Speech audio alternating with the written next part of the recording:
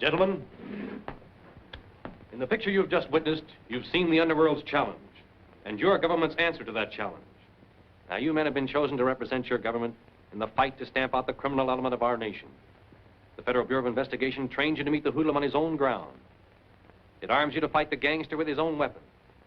Your training gives you every advantage over an underworld that has pursued its vicious course with total disregard for the life and property of decent citizens. But remember, there are no rules in the game of justice versus crime. All criminals are rats and should be treated as such. Your training is just beginning. Now it's up to you. Work hard, train hard. Because when you're full-fledged agents, you'll have to fight hard. Go to it. Good luck.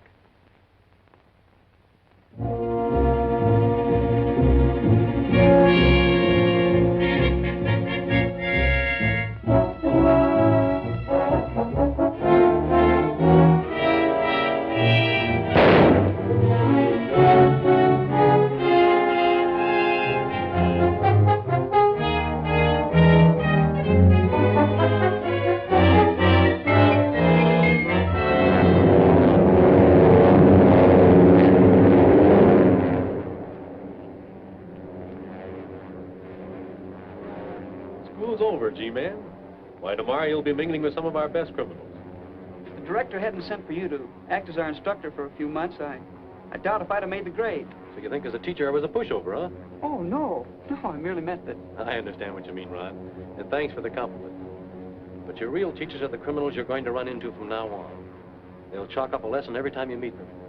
And if you don't pass, curtains. 5 years ago, a soft-hearted parole board released one of our sweetest specimens.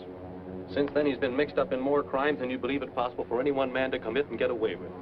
We have very good reason to believe he's hiding somewhere in California with his 5 sons. I understand he rules them with an iron hand, and he's trained them each to be a specialist in crime. For a start, he's one man we've got to get and get soon. I don't care if 50 G-men are arriving by plane tomorrow. I think the whole bunch of you are yellow. No son of mine is going to tell me whether their job is safe or whether it isn't. I make the decisions here and do all the thinking. Don't forget that. Well, I ain't yellow. Give me your gun and I'll bump Dick Tracy. Shut up. Sit down, kid.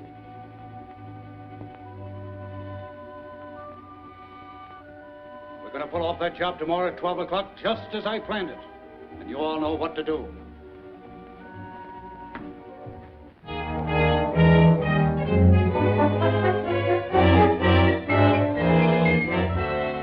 No, sir, Mr. Tracy is not here. I'm expecting him at any moment. Yes, I'll be glad to. Mr. Tracy's office? Oh, yes, Mr. Field. No, Mr. Tracy's not arrived as yet. Yes, I'll be glad to. I'll tell him the moment he comes in. Goodbye. Things are coming to life around here with Tracy on his way back. Eh, Gwen? I can't wait to see him. Neither can I. Let's see. It's been almost 3 Come months. on, you public nuisance number one. Where's Dick? Yeah, where is he? You're both a little early. He hasn't arrived yet. And they're both bad detectives, too, Gwen. Dick! I was 10 feet behind them all the way down the hall. Hiya, Chief. Oh, it's great to see you. Well, this is what I call a real welcome. I'm glad to see you all. I want you to meet a newcomer, Special Agent Ron Merton. This is my secretary, Miss Andrews. Hello. How do you do? Special Agent Steve Lockwood. How do you do? How are you, Steve? And this is Mike McGurk, Super Sleuth. Glad to meet you. If you ever need any help figuring out things, just call on me. Thanks. And this is Junior, one of my most capable assistants. Glad to meet you, Mr. Merton. How do you do, Junior? I feel as though I've known all of you for a long while. Mr. Tracy's told me so much about you. All for you, Mr. Tracy, and all important. All right, Gwen. Oh, Steve, will you show Ron the lab while I go through these? Excuse me, Ron. Certainly. Okay, this way, Ron.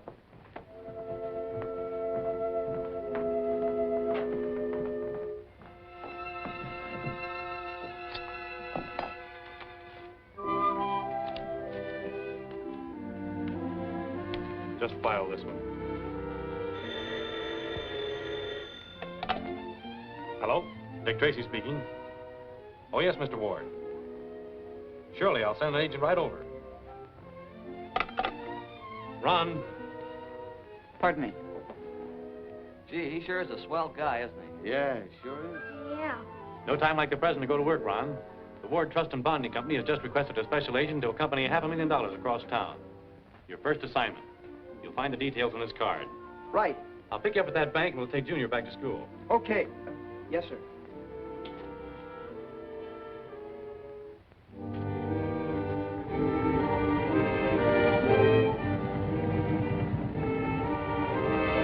Here they come, Pa.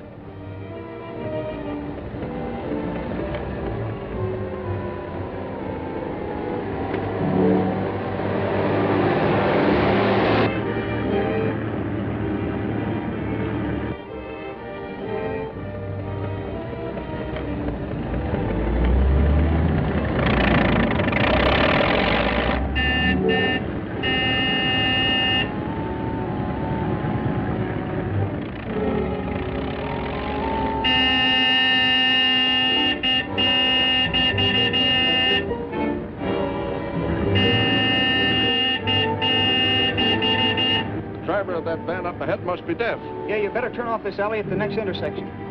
But, sir, we're not supposed to leave our specified route. I know it. But I have a hunch this is not on the level.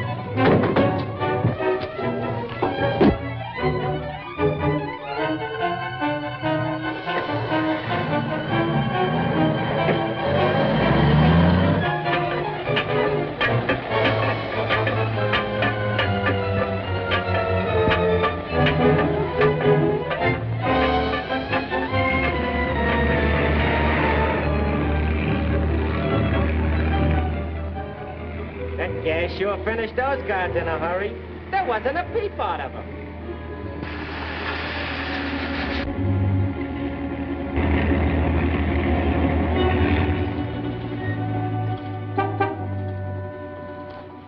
Hello, Mr. Tracy. Hello, Malloy. The Ward bonding shipment arrived yet? No, sir. It's about 8 minutes late. I was beginning to wonder about it. I'll check back over its route. If it doesn't arrive in 5 minutes, send out a general alarm. Yes, sir. What's the matter, Mr. Tracy? I don't know, Junior, but we're going to find out.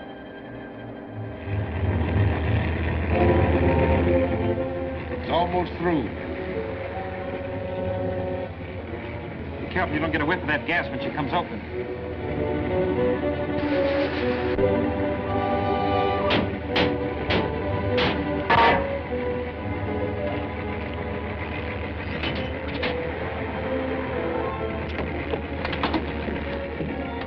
Get over.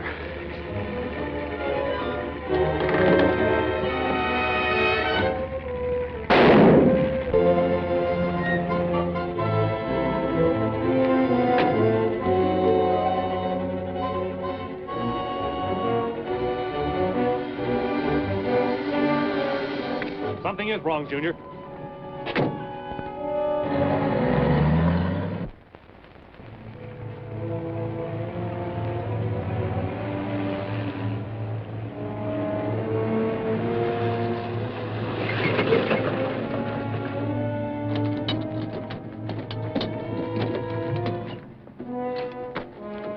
Hurry it up, boys. The only car that's come out of this alley in the last 15 minutes, Mr. Tracy, was a Whiteman storage van. Which way did it go? I believe it went down that way. Thanks.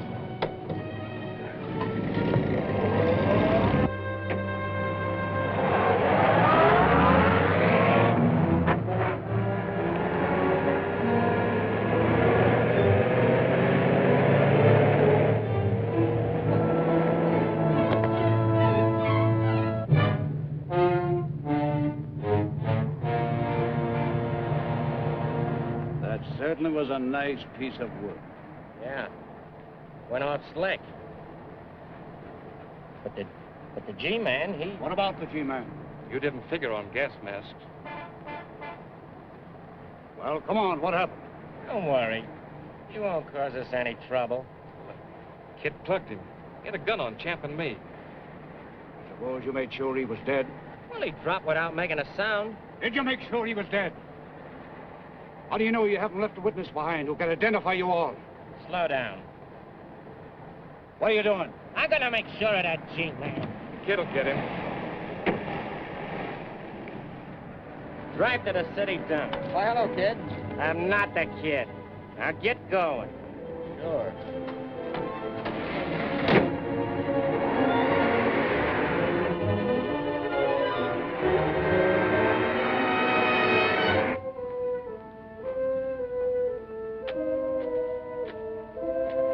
Yeah, just went around the corner, heading in the direction of the city dump.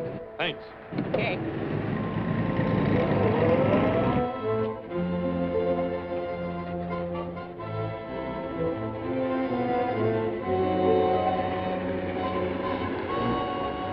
Slow down. That's the man I'm supposed to meet.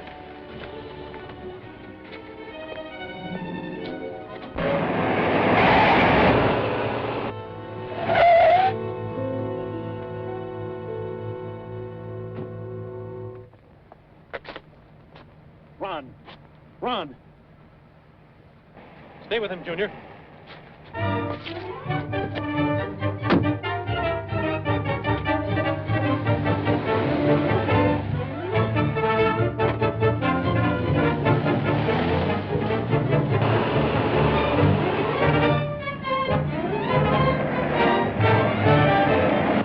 That car catches us, I'll blast you.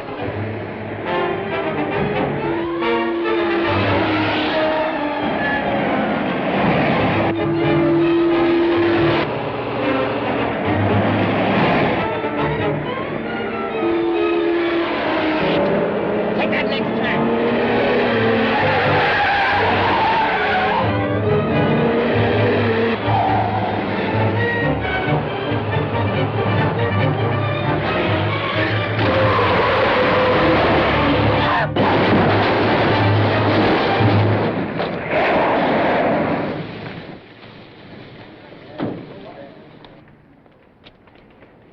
Anybody see what happened to the men inside of that cab? It burst into flames before I got here. Maybe that man can tell you. He was the first one here. Worst one I ever seen. I was no more than 20 feet away when it happened. What about the people inside? Poor fellas, they never had a chance. The driver still seemed to be conscious. I tried to get to him, but suddenly the cab was a mass of blazing flames. You live in the neighborhood? No, I live over the other side of town. I just happened to be walking this way today. You know, the old business, looking for a job. Quite a walk. Yeah. Especially with a broken ankle. You'll be needing a doctor to fix that fracture. I tell you, I broke my ankle when I was trying to help those people out of wreck. What did you do with that gun after you shot Special Agent Merton? I never had a gun. I don't know what you're talking about. Make a paraffin test of his right hand. Hello? Lockwood speaking. This is Gwen with the hospital. Hold the line. Mr. Tracy wants to speak with you. We got him into that iron lung just in time. The nerves controlling his breathing muscles were paralyzed by 2 of the bullets. Mr. Lockwood's on the phone. Thank you.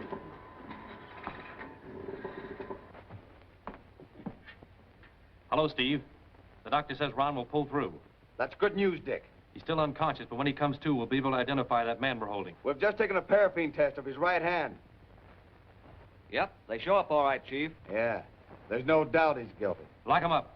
I'll be at the lab in 20 minutes. Okay, Dick. Lock him up, boys.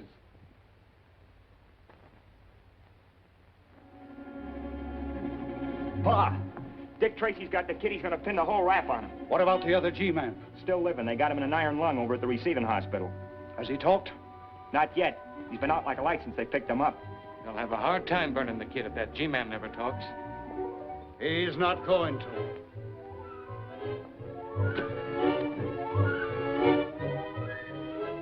This will check for those footprints we found along the bottom of the ditch. I got it, Chief. I got all the dope on Joe Hanner, the driver of that taxi cab. It was just like you said. I went to the cab company with the number of the cab's license plates, and they gave me his pictures, his fingerprints, and everything. Well, Joe Hanner shouldn't be hard to trace. I think I know where he's gone. I found out he has a brother living in Salt Lake City. I checked all the ticket agencies and showed him Joe's picture. A clerk for the Speedhound Bus Company said he remembered a guy that looked like Hanner buying a ticket for Salt Lake. Good work, Mike. That's using the old noodle. If we bring Hanner back here, a lot of missing pieces will fit into the puzzle. Why do you suppose he beat it? Very obvious. He didn't want to identify his passenger. You and Mike hop the plane for Salt Lake and bring Hanner back. Right.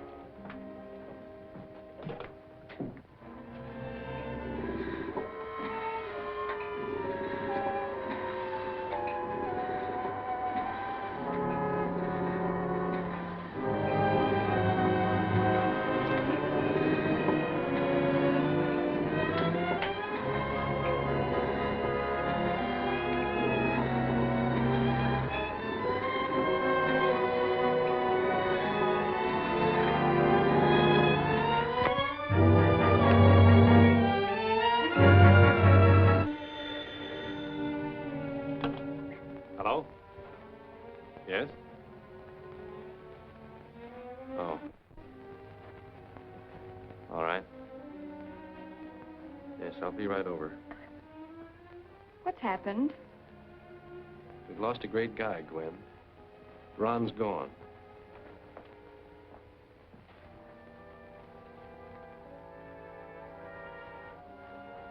It was only this morning I sent Ron on his first assignment. Gee, he was proud. Proud of that first job. I'm going to finish that job for him, Gwen. There won't be a rat left in the underworld who'll be allowed to forget why Ron Merton died. This is a cast of the tire tracks left by the car in which the gang made their getaway. Notice the distinct flaw that appears on the tire, caused by a defect in the mold used in making it.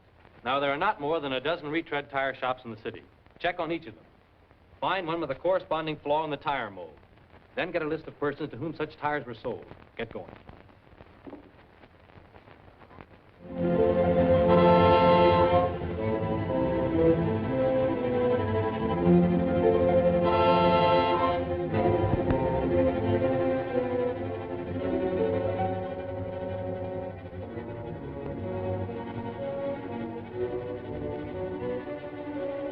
G-men are holding a suspect whom they believe Hanner will identify as the man who did the fatal shooting.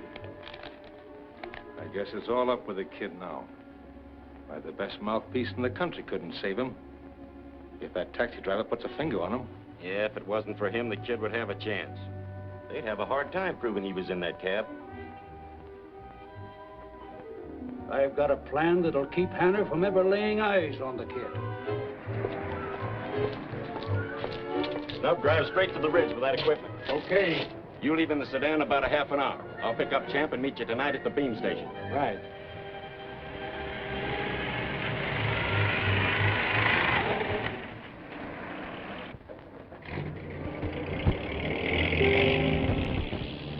Hello, Mr. Tracy. I've located the shop where those tires are made. 203 South Norman. Wait for me there. I'll be right over. I discovered the flaw you're speaking of after I'd struck off about 3 sets of tires. I had the mold repaired right away. Well, that narrows the search down considerably. What became of those tires? Why, that fellow who owns the electrical shop across the street said he wanted it for some friends of his. So I sold him 2 sets.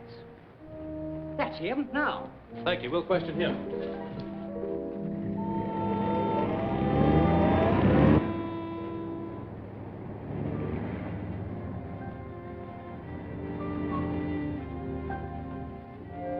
That car has the same kind of tires we're looking for. I'm going to follow it and see where it goes. You question the men in the shop.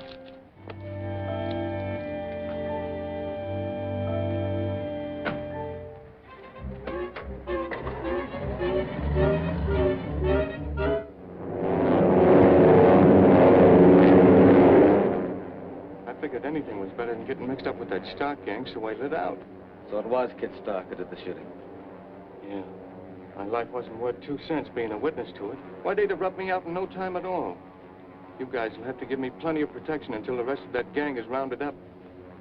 You'll get it all right.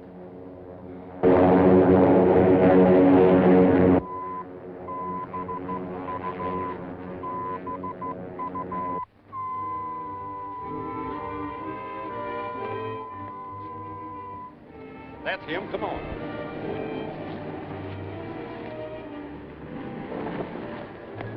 Park the car off the road, Sam. We got to step on it. There's not much time.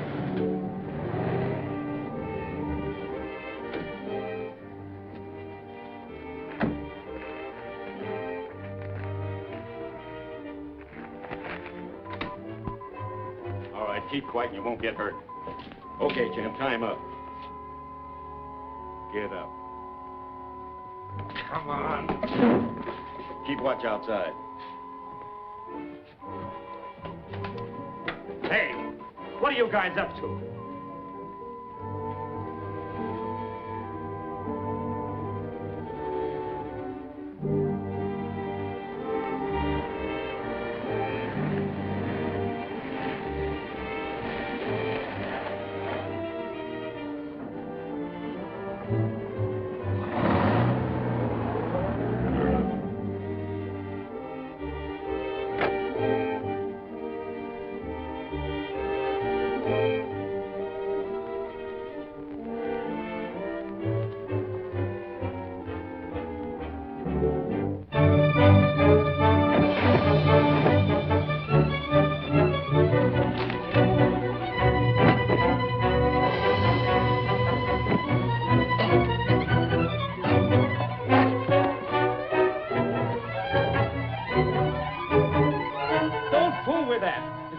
A beam signal. There's a ship in the air coming in on it. You're telling us.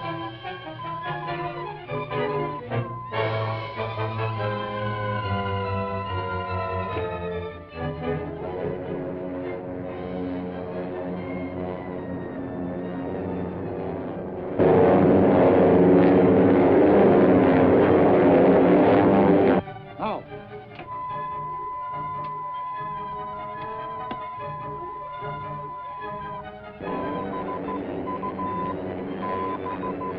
Funny, we were almost off it.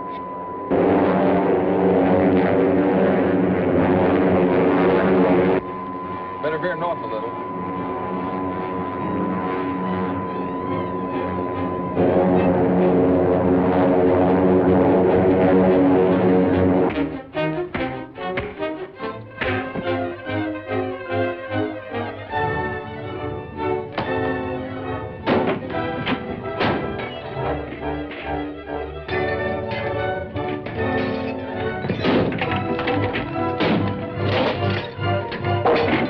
Don't move.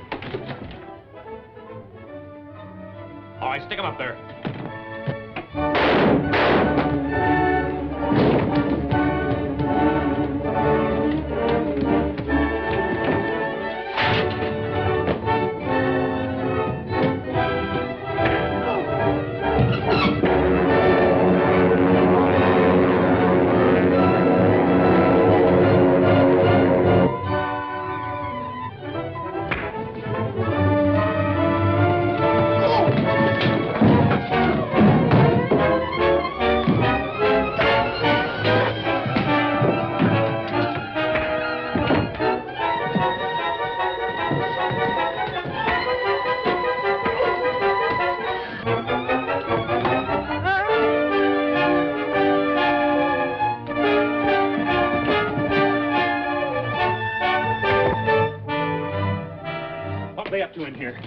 wrecked the beam, cut it off, then smashed all the equipment. What ships are in the air? Flight 9 coming in from Salt Lake. And there's a low ceiling. They'll need the beam.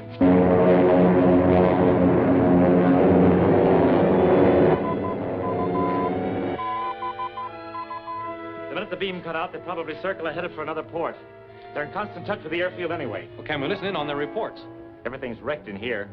But the fellow who works the day shift has a receiving radio in his plane. It's on the field outside. Come on.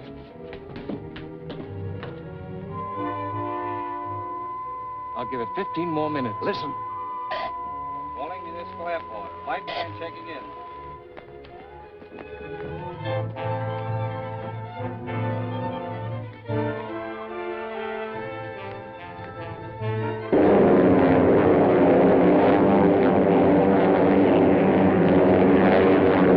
Flight 9 calling the airport. Calling the airport. Flight 9 calling Municipal Airport. Municipal Airport back. Go ahead, Flight 9. Flying at 3,000 feet. Airspeed 180. Visibility poor. Beam coming in strong. Flight 9 reports the beam coming in strong. But that couldn't be.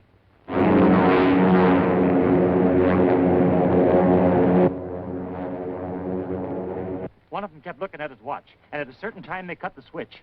That's it. When they cut off that beam, the rest of the gang started a false one somewhere. A false beam that is leading the ship to disaster. How long would it take you to warn the airport to broadcast a message to that plane? I could drive to a phone in 5 minutes. Is this ship gassed up? Yes. I'm taking off to pick up that false beam to locate its source. You get to that phone and warn the airport before it's too late. Hurry. Contact!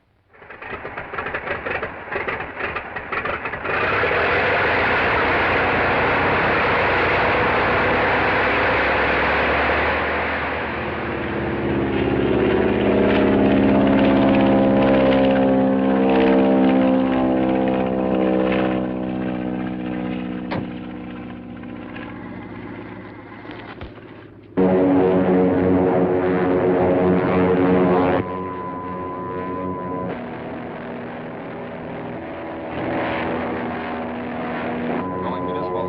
Flight 9 calling the airport. Come in, Flight 9. Visibility still poor. Figure we've cleared the Coldwater Mountain Range. Beam signal strong.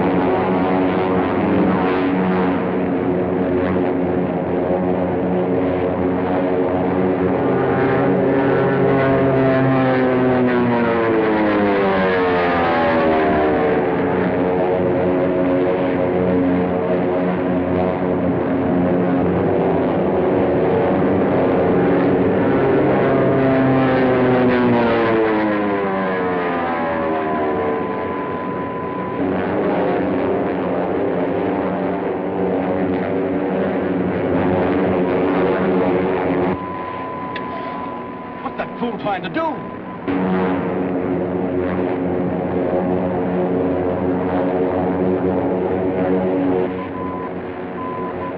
The crazy pilot's trying to wreck us, Mr. Lockwood. Look.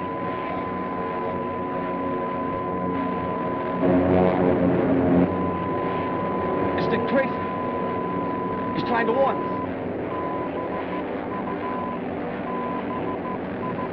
Right.